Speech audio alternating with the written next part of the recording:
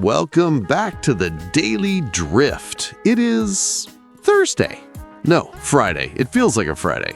I'm your host, Alex. And I'm Ben. Okay, I have to address the elephant in the room immediately. Or rather, the glowing human in the room. Is it that obvious? Ben, you look incredible. I mean this in the nicest way possible, but usually when you walk into the studio, you have this New York City stress vibration coming off you. Shoulders up to your ears, phone in hand. Yeah, the don't talk to me until I've had 2 espressos look. Exactly. But today, you strolled in here. You're wearing a loose shirt. You're tanned. You look like you just woke up from the best nap of your life. That is exactly how I feel. I feel like I've been reset. So the rumors around the office are true. You finally took a vacation. I did. I finally unplugged. No email, no Slack, no news notifications, just existence. We missed you, obviously. The office was way too quiet, but looking at you now, I think it was worth it. How does it feel to be back under these fluorescent lights? Honestly, it's a little jarring. My brain is still running on island time. I sat down at my desk this morning and forgot my password for a solid 2 minutes. That is the sign of a successful trip. If you remember your password on the first try, you didn't relax enough. Then I definitely succeeded. It was very fun, Alex. Just very necessary. So, let's get into the logistics. Everyone wants to know, where did you go to get that tan? Did you go to the mountains, the desert? I thought about the mountains, I really did. But there's just something about the ocean. So, you went to the beach. I went to the beach. I needed to hear the waves. Classic. You really can't go wrong with that. Now, here is the big question. Was this a solo trip? A romantic getaway? Or did you go with the boys? It was actually a family reunion of sorts. Oh, really? Yes, I went with my father, my mother, and my older sister, the original lineup. Wow, the full squad. That changes the dynamic completely. I feel like as adults, we rarely travel with our parents anymore. We really don't. I think the last time we all went somewhere together, I was in high school. Maybe college? So, was everyone on board, or did you have to drag them? Oh, everyone wanted to go. My sister, Sarah, she's been working crazy hours lately, so she was desperate for a break. And my parents, well, they just like having us captive for a few days. Captive, that's one way to put it, but it's sweet. It's nice to reconnect when you aren't rushing through a holiday dinner or a birthday party. Exactly, that was the goal. Just being in the same space without a schedule. But putting 4 adults with very different personalities into one vacation plan, it's risky. High risk, high reward. Exactly. So, how did you get there? Did you fly? No, it's only about a 4 or 5 hour drive from here, so we decided to drive. One car? 1 car, my dad's FTV. Oh boy, the road trip. This is where friendships and families are tested. Who drove? My dad, obviously. He refuses to be a passenger in his own car. I know that type. Let me guess, he has opinions about the route. Opinions, Alex? He has philosophies. About an hour in, we hit this wall of traffic, just bumper to bumper red lights. The worst way to start a vacation. Right? So my sister, Sarah, she's in the back seat. She pulls out her phone and checks Waze. She says, "Dad, if we take the next exit, we can bypass this and save 25 minutes. That sounds like helpful advice. You would think, but my dad looks in the rearview mirror and says, "I don't trust this satellite." No. Yes, he says, "I've been driving this highway since 1985. The highway is always faster." So what happened? We stayed on the highway, and we sat there while all the other cars were taking the exit. Oh, the tension in that car must have been thick. It was silent. My sister just put her headphones in and stared out the window aggressively. I think she was listening to heavy metal just to cope. And your mom? My mom is the peacemaker. She started passing around these little Tupperware containers of cut fruit. Does anyone want an apple slice? Who wants a grape? Mom saved the day. Every time. You can't be angry when you're eating a grape. It's scientifically impossible. So we ate the fruit, we waited out the traffic, and eventually we saw the water. And honestly, the second we saw the ocean, the anger just evaporated. It really does work like magic, doesn't it? It does. We rolled down the windows, smelled the salt, and suddenly we were a happy family again. Okay, so you've survived the highway, you've had the fruit snacks, you roll into town. Do you guys have a family house down there, or did you have to rent a place? No, we don't own anything. We stayed at a hotel. Which one? I'm always looking for recommendations because I feel like every hotel now is just beige, you know? I know exactly what you mean. Now, this place is definitely not beige. It's called the Imperial. The Imperial. Ooh, that sounds very regal, very 1920s.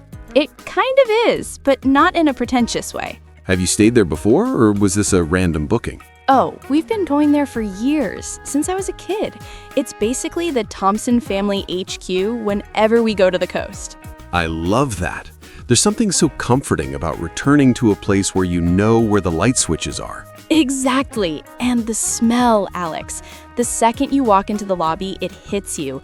It's this mix of old teak wood, floor wax, and lemongrass. That sounds incredible. And because it's an older building, the lobby is open air. There's no glass doors, just these massive arches letting the breeze through, and these giant wooden ceiling fans spinning really slowly above you.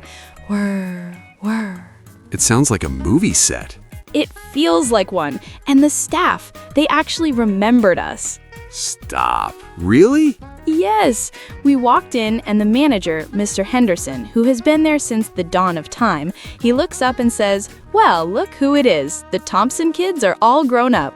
That is rare these days. Usually you just check in at a kiosk and talk to no one. I know! That personal touch, it just sets the tone for the whole trip. You feel welcome immediately. So, with a name like the Imperial and a personal greeting from Mr. Henderson, I have to ask, is this place going to bankrupt me? Is it super expensive? That is the best part, and honestly, it's the main reason my dad loves it so much. Okay. It is very nice, but it's not too expensive. It's kind of a hidden gem. It's not a shiny 5-star international chain resort. It's a local heritage hotel, so you get the charm without the resort fee. That is the holy grail of travel. Nice and affordable. Exactly. We got 3 rooms, my parents in one, and then my sister and I got our own rooms this time, thank God. Growth. No more sleeping on the rollaway cot? Never again. I walked into my room, threw my bag on the bed, and walked straight to the balcony. What was the view? Direct ocean. You could see the fishing boats bobbing in the distance. Oh, I can picture it. So, do you have a ritual when you first arrive? Do you unpack immediately, or do you ignore the suitcase? Oh, I ignore the suitcase. The suitcase doesn't exist. The ritual is shoes off, change into swim chunks, get out of the room as fast as humanly possible. You waste no time. We only had a few days. Every second counts. I knocked on my sister's door and said, "Sarah, let's go. The ocean is waiting." And was she as enthusiastic as you? Let's just say Sarah operates at a different speed. So, you drag Sarah out of the room, you head down to the beach. Did you play in the water immediately? I did. I ran straight in. The water was perfect. You know that temperature where it's cold for like 3 seconds and then it just feels refreshing? The best feeling. So, you went swimming. I went swimming, I did some body surfing. I was basically a golden retriever for the first hour. Just happy to be off the leash. Exactly. But Sarah? She stopped at the dry sand line. She didn't come in? She does not like the water. She hates the sticky salt feeling. She hates the sand getting in her swimsuit. She's very indoor cat. I relate to her, though. Sometimes you just want to look at the ocean, not be in the ocean. That is her philosophy. She rented one of those giant beach chairs with the thick cushion. She set up a massive umbrella. She put on her sunglasses, her big hat. It was like she was building a fortress. A fortress of solitude. Yes. And then she pulled out a book, a thick one. What was she reading? I think it was a murder mystery. She sat there, drank a coconut, and read about crimes while I was splashing around like a child. That honestly sounds like a perfect balance. You have the active sibling and the chill sibling. It worked out well, until I got bored of just swimming. Uh-oh. Bored Ben is usually when trouble starts. Precisely. I saw a group of people gathering near the shoreline, standing around this giant, yellow, inflatable object. No. Ben, tell me you didn't. I was looking at it. It was looking at me. It called my name, Alex. The banana boat? The banana boat. I cannot believe you are a banana boat guy. You seem so sensible. I am sensible, usually, but vacation brain does weird things to you. I walked over and the guy running the boat, he's wearing these mirrored sunglasses, he yells, "We need one more to balance the weight. Who's brave?" And your ego took over. My ego took the wheel. I said, "I'm brave." Next thing I know, I'm wearing a damp orange life jacket that smells like old rubber, and I'm sitting behind a teenager named Kevin. So you're on the banana, you're locked in. How was the ride? Terrifying. Alex, it was terrifying. Why? It's just a floaty. That's what I thought. But the driver of the speedboat, he was a maniac. He took us out to the deep water and just started doing donuts. Sharp left, sharp right, hitting every wave he could find. He was trying to dump you guys. Oh, 100%. He had a mission. And about 3 minutes in, he hit this massive wake from a passing ferry. Oh no. The banana went vertical. I saw the sky, then I saw the horizon sideways, and then smack. You went flying? I went flying. I think I did a cartwheel in the air. I hit the water so hard, I think I swallowed half the Pacific Ocean. Did you get back on? Eventually, we had to drag ourselves back up, slippery and wet, laughing hysterically. It was humiliating and amazing at the same time. And where was Sarah during this near-death experience? She briefly lowered her sunglasses, looked at me drowning in the distance, shook her head, and went back to her book. Cold. Ice cold. She knows me too well. Okay, so we've covered the kids' activities. What about the parents? Surely your dad didn't join the banana boat squad. Definitely not. My dad considers walking in sand to be extreme exercise. So, what is their routine? They have a singular focus, the same focus they've had for 40 years, the menu. I respect that. They like to eat in the restaurant. They spend the entire afternoon discussing what we are going to have for dinner. Should we do the crab? Is the snapper fresh today? It's a serious debate. So, where did you end up eating? We stayed at the hotel restaurant mostly. It's right on the water's edge. We got a big round table outside. What was the vibe like at dinner? It was perfect. You know that feeling after a day in the sun? Your skin feels warm, you're a little tired, you're starving, and then they bring out the food. Tell me what you ordered. Don't spare the details. Okay, we started with these grilled river prawns, huge ones, with a garlic and black pepper sauce. Oh my God. Then we had a steamed fish with lime and chili. And my mom, who usually eats like a bird, she polished off an entire plate of calamari by herself. Good for her. Vacation calories don't count. That was our motto. And we just sat there for hours. My dad was telling his old stories, the ones we've heard a million times, but with the sound of the waves and the good food, nobody minded. We were actually listening. That's the best part of family trips. The rushing stops. You actually just hang out. It sounds idyllic, Ben, like a proper reset. How long did this paradise last? That's the only bad part. It was short, 3 or 4 days. Just a long weekend? Yeah, we arrived Thursday afternoon and left Sunday morning. It sounds like you packed a week's worth of memories into those few days, though. It felt longer. You know how time works on vacation? 1 day feels like 3 days. It's true. By Saturday, you probably felt like you lived there. I did. I was ready to apply for a job at the hotel and never come back. I told Mr. Henderson, I can carry bags, I can learn. We'll work for grilled prawns. Exactly. But Sunday morning came and the reality set in. The packing of the suitcases is the saddest sound in the world. Zip. It really is. And the drive back? Quieter. Much quieter. We were all sun-drunk and tired.